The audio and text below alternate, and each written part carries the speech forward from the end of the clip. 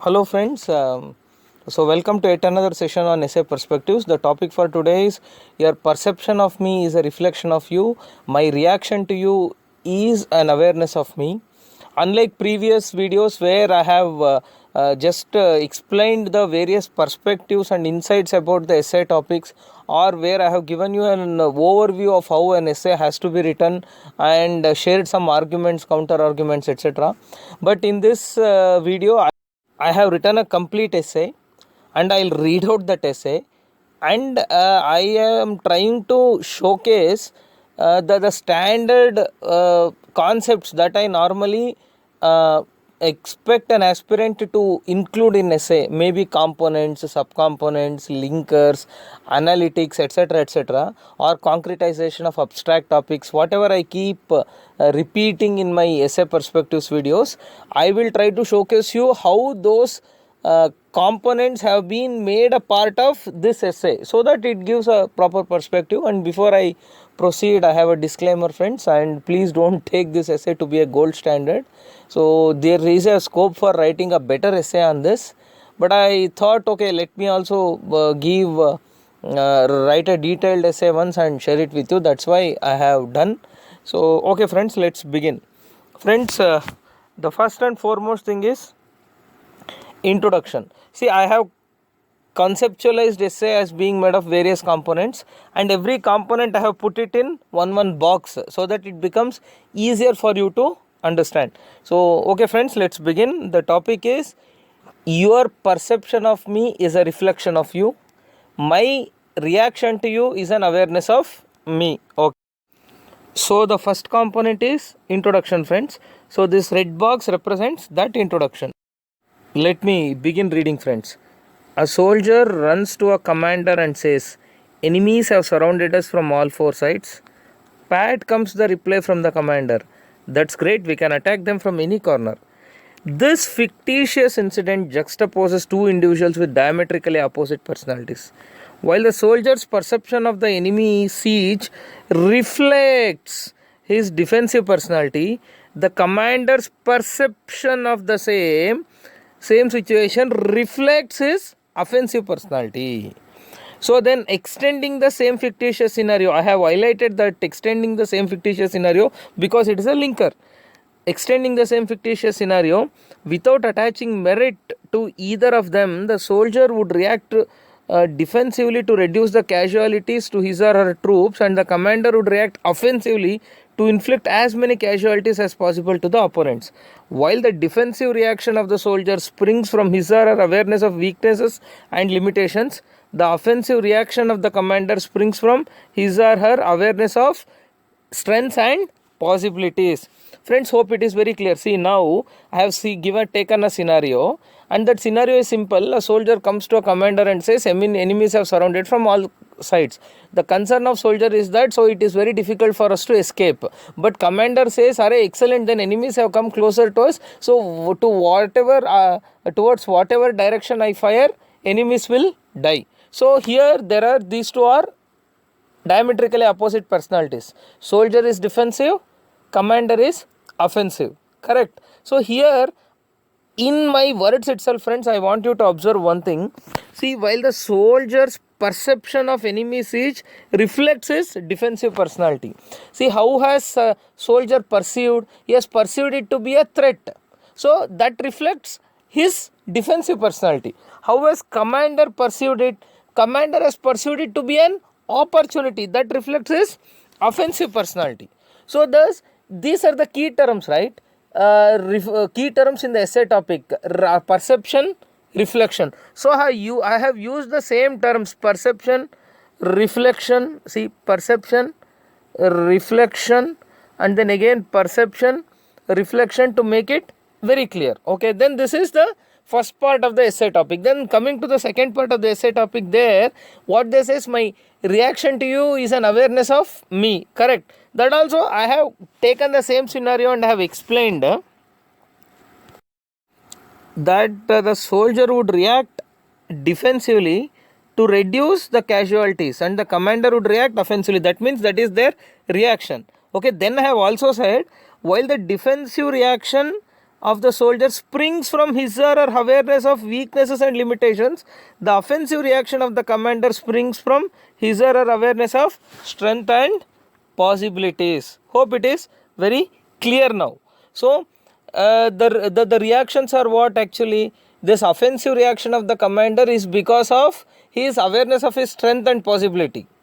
The defensive reaction of soldier is because of his awareness of his weaknesses and limitations. So I have taken a scenario and I have tried to explain that scenario through those very terms itself. Okay, this is how you can introduce the topic. Now friends, we have finished first component, that is introduction. Let us come to the second component. The second component is encased in a green line box. Okay, so this component is basically explaining the essence of the topic itself. Okay, let us read on. From the above fictitious scenario, it becomes amply clear that every reaction or conduct is preceded by a solid thought. Correct? Okay, and these thoughts are not mostly objective but are subjective. This subjectivity arises because of one's own perceptions.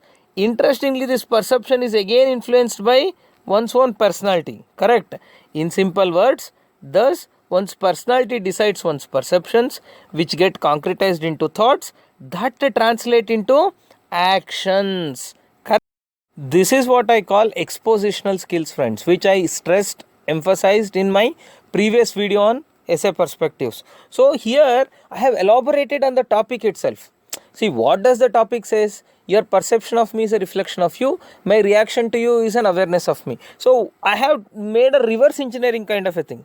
Correct? So I have first is taken from the reaction or action. Okay, it is just a figurative expression. So every reaction or conduct is preceded by a solid thought.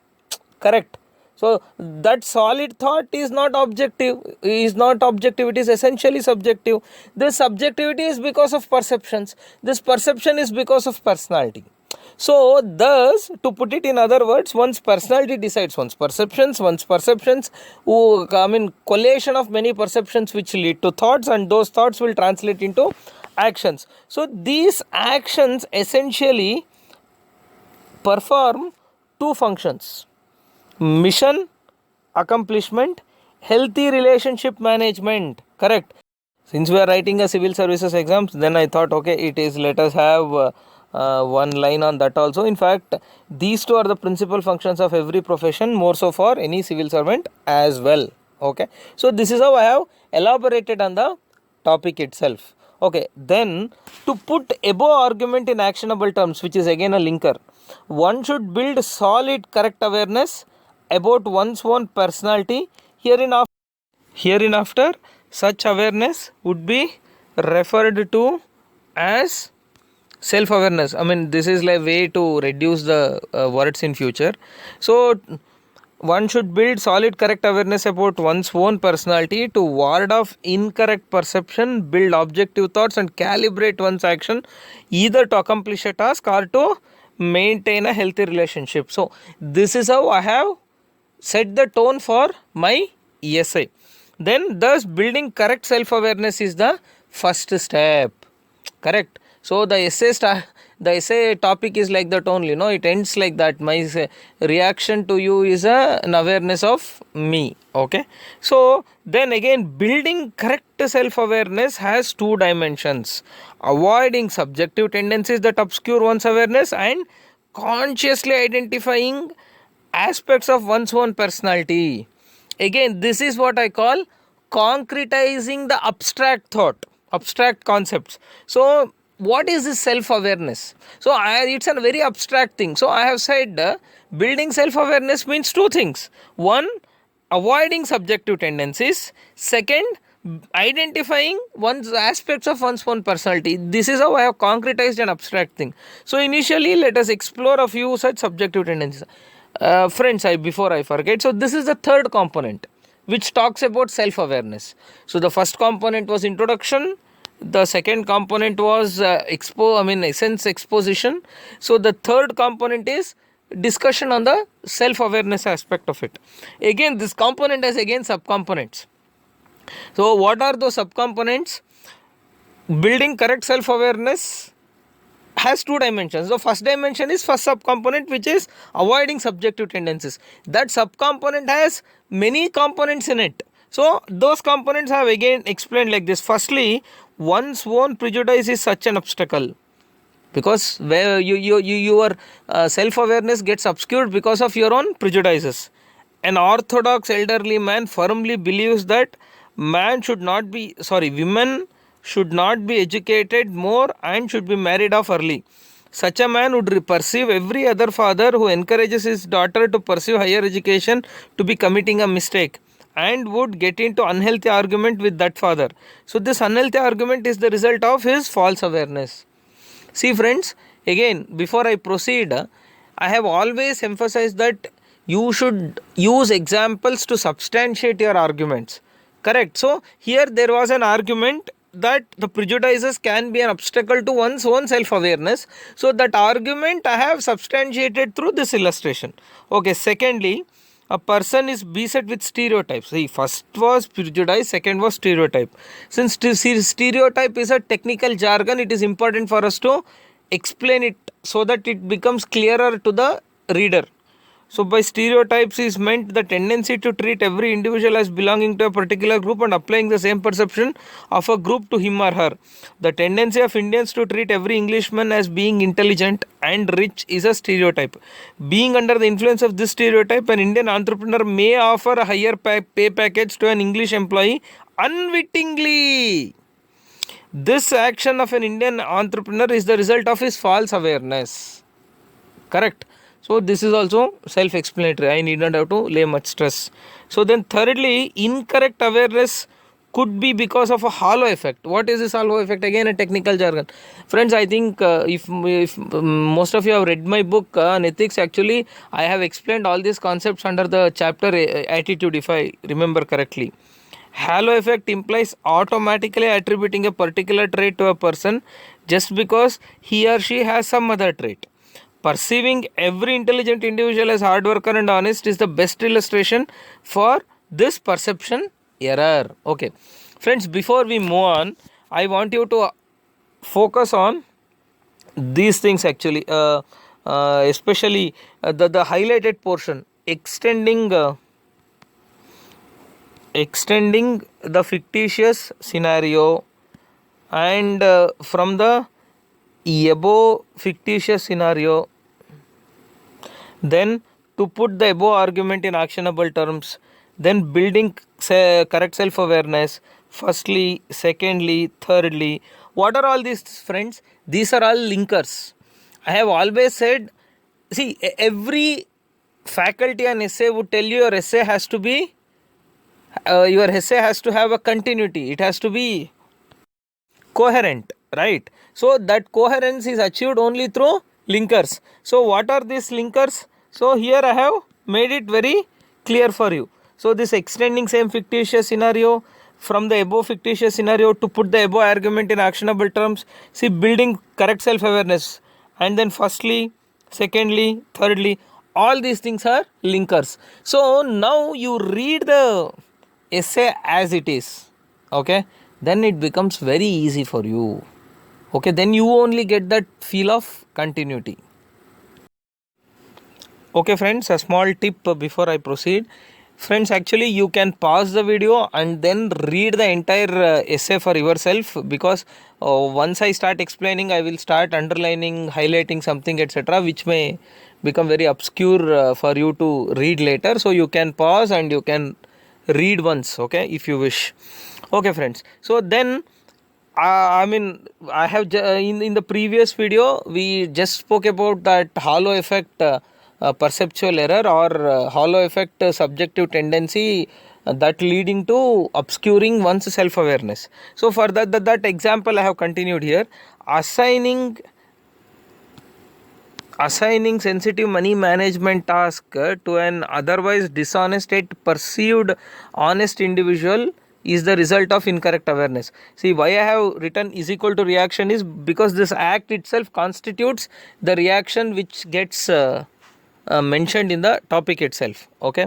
So then fourthly, one's own past and recent experiences have a role to play in obscuring reality and misleading one's perception. Sorry, it should not be my.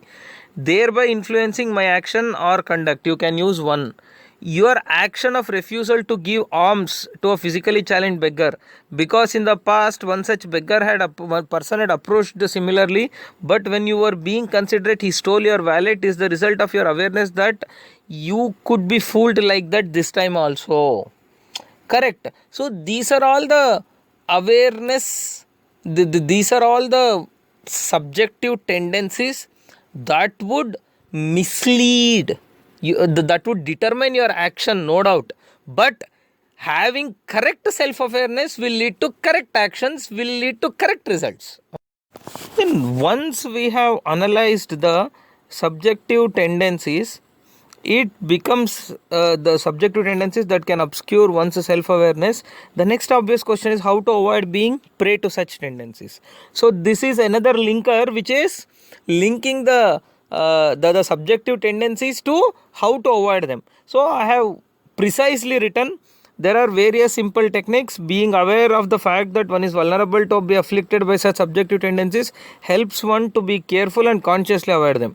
Another technique is not to take any decision hastily and to be a self-critic to one's own preliminary decision before it is made final.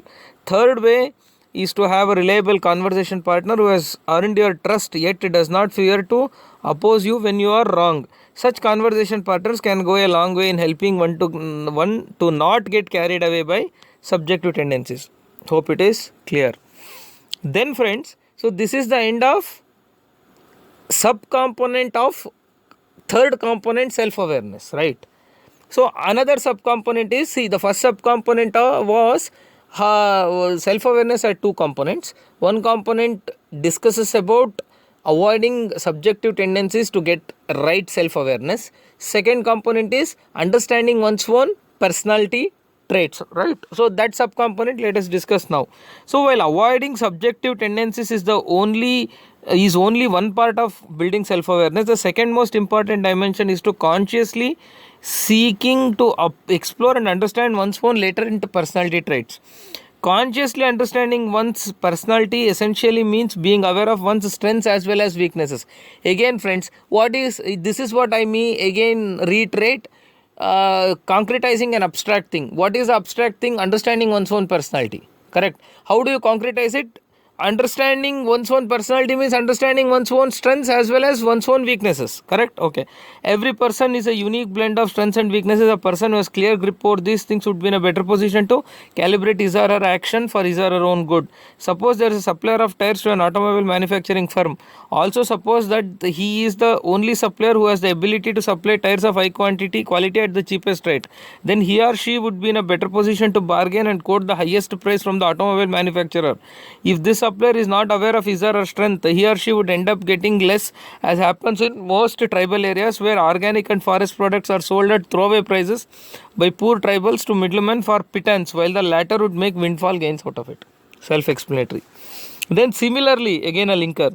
In the same scenario, let us alternately suppose that the given tire manufacturer is a new entrant and he has no established brand equity. This lack of brand reputation is his or her weakness. If aware of the same, he or she would be considered to accept a lower price in view of long-term business relationship or business interest. Got it? So this is the end of third component.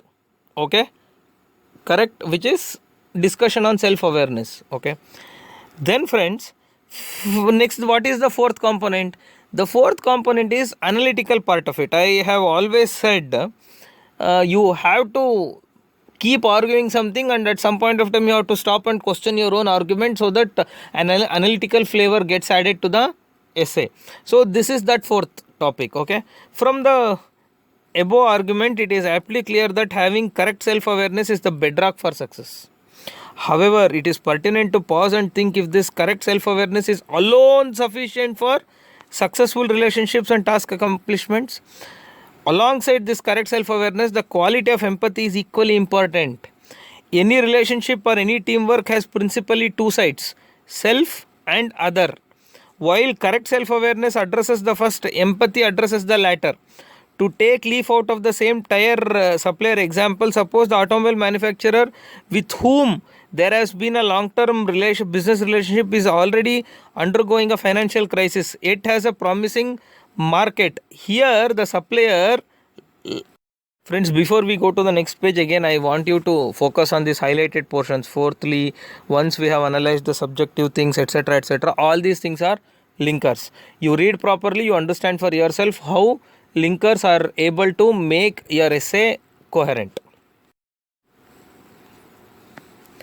So in the previous slide it started here, the new supplier needs to be empathic to help and help the manufacturer by offering lower price in view of long term business interest. The same manufacturer may reciprocate the same in future. Finally, I am arguing that it is not just having self awareness, you should also have empathy. Okay, so that analytical portion I have done, and finally I have come to the last part, which is conclusion. From the above the elaborate discussion, it can be safely concluded that any relationship management or task accomplishment is a summation of various right actions springing from right awareness of self on the one hand and empathy on the other hand. This is the conclusion, right?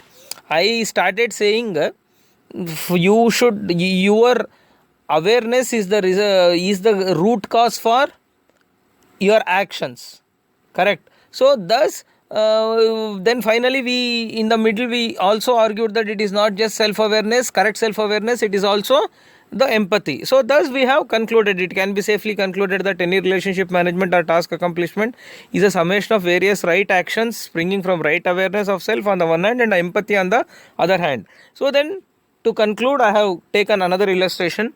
Buddha's perception of Angulimala as a sacred human soul was a reflection of his own soul. Correct, because he was a sacred soul. He was seeing every human being to be same, to be his own reflection. His awareness of his enlightenment strength to transform the people, coupled with his empathy to Angulimala, powered Buddha to transform a cruel Angulimala to a saint Angulimala. So that's how this essay ends.